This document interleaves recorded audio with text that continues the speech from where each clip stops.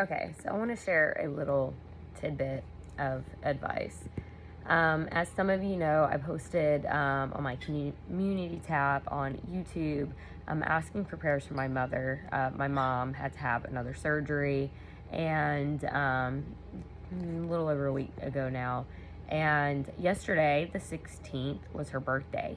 On the 15th, which would have been Friday, I actually went over and I saw her, and she'd already been having some issues, and they were concerned about blood clots. So Friday, she went to her primary. They did the ultrasound to confirm if there was indeed a blood clot. And they ended up sending her to be admitted into the ICU at the hospital. So she was supposed to be admitted until today, and then a bunch of things happened. So yesterday being her birthday, she was admitted Friday, yesterday, Saturday, being her birthday. Me and my family, wanted to go up there, and we surprised her. I was back and forth messaging with her husband to try to keep her from knowing about it so we could surprise her. So I was actually able to talk to the supervisor on the floor. My mom's really good at not giving all the details because she doesn't like to worry people. At the time, I was not aware that she was actually on the ICU floor. Not that it matters, but you'll get the picture as I continue to talk. So I had called Friday evening to discuss with the hospital to figure out their visitor policy. And of course, I have kids, and then I had my brother, and their rule was no kids under 12. Well, the supervisor of the floor ended up giving us permission to come up, and there was a waiting area. So not on the ICU floor, it was on the second floor of the building near the ICU, but it was not the ICU floor. We never passed through the double doors that put you in the ICU floor. So we had the permission to have the kids up there in the little waiting area. We got some balloons, we got flowers, we surprised my mom. So when I called to discuss everything and try to find a way for us to go up there to give my mom something on her birthday while she was being admitted into the ICU and dealing with these blood clots, which obviously, that's a very dangerous situation. I didn't inform anybody that I had a service dog. Why would I? My service dog would be allowed. ICUs, unless it's a sterile area. If I was a patient in an ICU, if I didn't have anything sterile going on and my room didn't need to be sterile, my dog could be with me. Now, if I was in an operating room or burn unit or in an ICU where I was in some type of issue where it was sterile, at that point, yes, reasonably, you could ask, my dog could not be allowed, right? So kind of the same thing with the ICU rooms with my mom. My mom was not in a sterile environment, so technically my dog would have been allowed if we went into my mom's room. But we didn't even do that. We were never actually on the ICU floor. We were in a waiting room just in the hospital. So while we were waiting for my mom's husband to get her and bring her out, because again, she still didn't know, we had the supervisor that had given us that permission come over, and at which point she saw my dog. Her first response is that an emotional support animal? And when I say there was attitude, I mean there was attitude, okay? So, is that an emotional support animal? At this point, I don't want to argue. I don't want to fight. I'm here for my mom. This isn't a fight that I want to have. I don't want to sit here argue with people and fight over laws and things like that with my dog. Just being cordial, being as polite as I possibly can, just trying to explain, which I shouldn't have to do. Hospitals should know their laws. They should know how things work. So immediately I decided with my answer that I was going to answer both legal ADA questions allowed in regards of service animal regarding, is it a service animal required for a disability? What task is it trained to perform? So when she says, is it an emotional support animal? I respond back, she's a cardiac alert service dog. At which point, well, we're actually not supposed to allow dogs at all here. Not just referring to the ICU, but like referring to like the hospital. And again, we were not in the ICU. We were in a side waiting room. Like, you get off the elevator, you go left, there's a waiting room. If you get off the elevator and go right and go through the double doors, now you're in the ICU. So we were in a waiting room. So, I said that, gave my response. The supervisor was very offended, and it was just, oh, well, somebody should have informed me. Somebody should have let me know that there was going to be a dog. No, I didn't say anything at that point. I'm thinking it, but I'm not responding that. I'm not trying to fight and argue. I just want to see my mom for 30 minutes on her birthday. And we want to give her flowers and give her, her favorite cake, strawberry cheesecake. And just, I love you, Mom. I hope you're okay. My mom's got freaking blood clots and in the ICU, So I learned that we were that it was ICU once we got there. I didn't know beforehand. But still, point stands, right? So, it ended up just kind of going over, I was like, she is legally allowed in the hospital. The only place is per the law. The law is very specific in what it says regarding burn units and operating rooms. Now, obviously, I wasn't talking about anything relevant to the ICU because we were not in the ICU. We were in a waiting room, which public access. And before anybody says, oh, well, patients this and patients that, technically, I am a patient at that hospital 24/7 because that particular hospital is actually where all of my home health is. So I am, like, my home health care team, my nurses and things like that are from that hospital. So technically, I'm actually a patient of that hospital 24/7. So it kind of, whatever, everything kind of blew over. I stayed there. We got to see my mom for a moment. Fast forward a little bit, one of my brothers went. I had my youngest brother with me, and so my other brother went up there to see my mom. Well, the supervisor, which my mom had never spoken to or had to talk with, my mom said the nursing was absolutely amazing and they treated her wonderfully. But this particular supervisor came in and cocked an attitude. You've got more people here to see you and they've got more flowers. So my mom's mother-in-law, so her husband's mom, had actually had flowers delivered to the hospital. So not only did they fail to bring the flowers to my mother's room, they left them in that waiting room where we were. They just left her flowers there. Nobody informed her that the flowers had been delivered or anything. So when my brother got there, my brother ended up catching a glimpse of those flowers and ended up realizing that my mom's name was on them. And that is how my mom was able to get that bouquet of flowers that her mother-in-law had sent her. And so the supervisor ended up going in, basically going off on my mom. And, my mom's not when my mom is mad, it takes a lot to get her to the point where she will pop off on somebody. But she's a very reasonable person. She's a very polite and cordial person. And until, everybody has that breaking point where they just, you'll snap, right? So with my mom ended up basically just telling the woman, I don't need you to lecture me. And the supervisor was just being absolutely horrendously rude. So, a few hours after we had left, I get the phone call from my mom. And my mom's like, hey, I just want to call and let you know I got discharged and I'm going home. And I'm like, oh my God, that's amazing. That's great. She wasn't supposed to be discharged until today, Sunday. And that's when she proceeded to tell me about the issues with the supervisor. And so my mom, the supervisor was so rude. Supervisor was so rude that my mom, at that point, she was done. She no longer wanted to be there. She's got blood clots, like they're pushing blood thinners and all this other stuff, trying to make sure her blood clots don't break apart and go to her heart or her lung or, her brain. And so my mom ended up fighting with the hospital to get her doctor to discharge her. Luckily, they were able to do that. She's still having to take blood thinner medication at home. And, they gave her very, very strict instructions, but she told her doctor, the situation, and that was it. She was done. She didn't want to be there anymore. She was being treated horribly on her birthday. So when my mom called me and told me that, I was just like, I'm calling. At this point, I'm calling.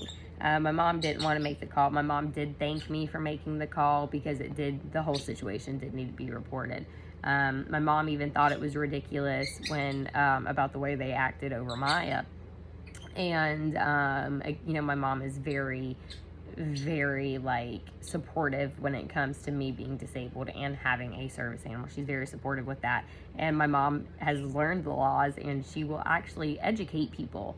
And so apparently one of my mom's nurses came in and they were like, I'm so confused. What's going on? What's happening? And my mom was explaining to her, I don't really know. So basically after showing up with a service dog, the supervisor just started being a bitch to my mom.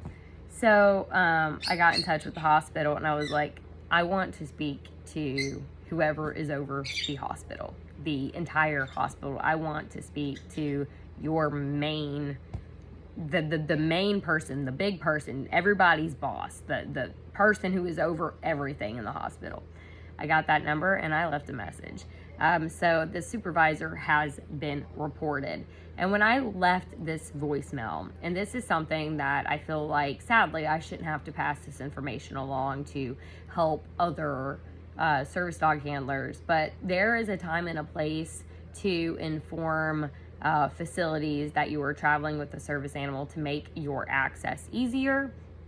And sometimes that is the way you need to go about things. Like the event we're going to, the Bridgerton experience next month, I notified that event that I would be coming in with a service animal so that I could make my access easier.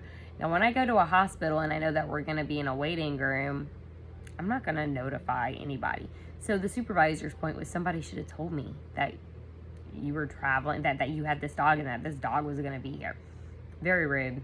Again, I was trying to be very simple, cordial. I wanted it done. I wanted it over. I wanted to be polite, and I didn't want issues. It was about seeing my mom. It was not about arguing and educating this woman. I wasn't there for that. So when I left the voicemail, I explained on the voicemail, I was like, I'm an ADA advocate. There is absolutely no reason why I should have had to deal with this situation. And I'm expecting a call back tomorrow on Monday. But, I'm explaining that there was no reason I should have had it go through explaining to a supervisor the laws and the regulations and how absolutely uncalled for and ridiculous it was that they then turned around and treated my mother the way that they treated my mother. And I explained that, basically, this person, if they continue, they're gonna, end up causing a lawsuit. I was not going to call and complain and report this person originally. I was just going to leave it be, but because my mom just called me and the way that this woman just treated my mother, I was like, I cannot stay quiet about it at this point. Supervisor was telling me that I needed to inform her that I was traveling with my medical equipment. I guess I should have also informed her that I have a continuous glucose monitor. It's medical equipment. I guess I also should have informed her that I have a port in my chest because that's medical equipment. Why would I inform anyone that I'm traveling with a service animal who, under the law, is medical equipment? So it's one of those situations where it was very frustrating, very irritating, and I guess in a way, if you want to say that I'm going after the supervisor's job, you can say that. Technically, she did not deny us access, but she was being rude, and this is enough. Do I think she's going to get fired? No, I don't. She didn't deny us access. Do I believe that she needs to be reprimanded and that she needs to be re-educated? Absolutely. In the voicemail, I also said her bedside manners are absolutely atrocious. So she probably needs to go back through training on how to properly treat patients in reference to my mother. And so just remember that when we are traveling with service animals, going into places, especially places like hospitals, unless it is a burn unit, unless it is an operating room or an otherwise sterile environment, which some ICU rooms can be sterile. If they are not sterile, then there is no reasonable reason to not have your service animal with you in an ICU room. Again, it's all about whether or not it's a sterile environment. If you were in your own room, then and you're not sterile, you're not affecting anybody else. And so it's just one of those things where if you're watching this, if you're a nurse, if you own a business, if you do things like events, keep in mind not to ever say this to a disabled individual traveling with a service animal, that we should have informed you. Should we inform you if we use an oxygen tank that, oh yeah, hey, I'm coming and I'll be there at so and so time, and I have an oxygen tank, so there's that information. I got approved for an electric wheelchair due to my disabilities. We're still waiting. We gotta go through, all the insurance stuff has to go through. The chair has to, get sent out, all that. It's gonna be a few months. So, but I have another wheelchair. It's not really operable anymore. It's old. I can't really use it anymore, which is why I had to get a new one. But if I had been using my wheelchair, I wouldn't call, oh yeah, like, can we come up and do this, blah, blah, blah. Cool, thank you so much for that accommodation, for us to go, be able to come into that waiting room and my mom be able to come out. Oh yeah, by the way, I have a wheelchair. So I just need to let you know that I have this piece of medical equipment that will be accompanying me. My service dog is medical equipment. And so keep in mind that if you are a service dog handler, if you are going to be using a service animal, that situations like this will happen. And sometimes the best response that you can give is the responses that I just gave you guys. If well, you should have informed me, or this or that. I should have? Well, I have this medical device. Should I inform you that I have that? I have this medical device. Should I also inform you that I have that? I have a wheelchair. Do I need to inform you I have that medical equipment, etc.? Service animals under the law are medical equipment, and it does not matter if the hospital can give you the same treatment or help you the same way that your service dog can help. They still have to legally allow them. And that does go for visitors as well, whether you were a patient or a visitor. Yesterday when we were up there, technically, I was both a patient and a visitor, because again, that is my home health company. My home health company, all of my nurses are through that hospital. I am a patient at that hospital. I was a visitor to see my mom, but technically I was still a patient. So if you run into these situations, if you run into these problems, use your comparison with other types of medical equipment and make sure that you explain to somebody, if they're giving you these type of problems, that, oh, I needed to inform you that I have medical equipment. It might be a dog, doesn't matter. She's medical equipment. Should I have informed you of this, and this medical equipment? There's a little pro tip, my little piece of advice. We'll see what happens tomorrow. I don't believe that this woman is going to get fired, by no means. I do hope she gets reprimanded in some way and that she is further educated, because not the ADA side of things and the service dog side of things, I wasn't really too bothered about it. It was kind of whatever. I brushed it off. She left me alone afterwards. We got to see my mom.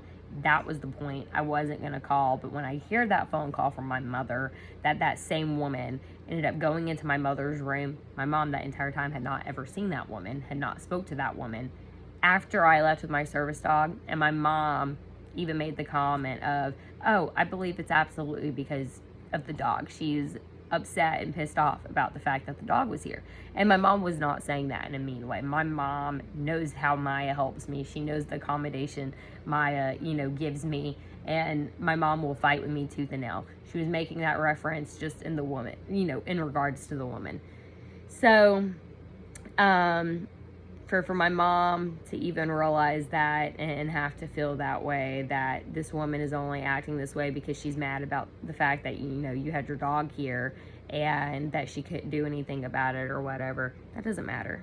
That's still not a probable reason, and it does not justify that woman's behavior later on to my mother. And again, just, we weren't on an ICU floor. We weren't in the ICU rooms. We were not roaming anywhere in the ICU. We were in a side waiting room. So it was absolutely uncalled for. That woman is the supervisor over the ICU, not over the hospital. She technically had no right to come out of her ICU area and come into the waiting room and try to lecture me about my service dog. Technically, that wasn't her area to control. So we'll see what happens. I did leave a voicemail. I'm more mad about the way my mother was treated, and I explained that in the voicemail. And then I apologized profusely to the head of the hospital over that voicemail, that I am so sorry, you're going to have to come in Monday morning and, listen to all of this, but, this isn't okay. We've got to get this situation fixed. She needs to be re-educated, and she needs better bedside manners, and something else needs to be done. So of course I'm gonna hope and wait for a call back. But yeah, just keep that in mind. Use your examples, use the law, use how the law words things. If the law words your service dog as medical equipment, use the medical equipment reference, because that's what it is. So yeah, all right, I'm getting off here. Bye.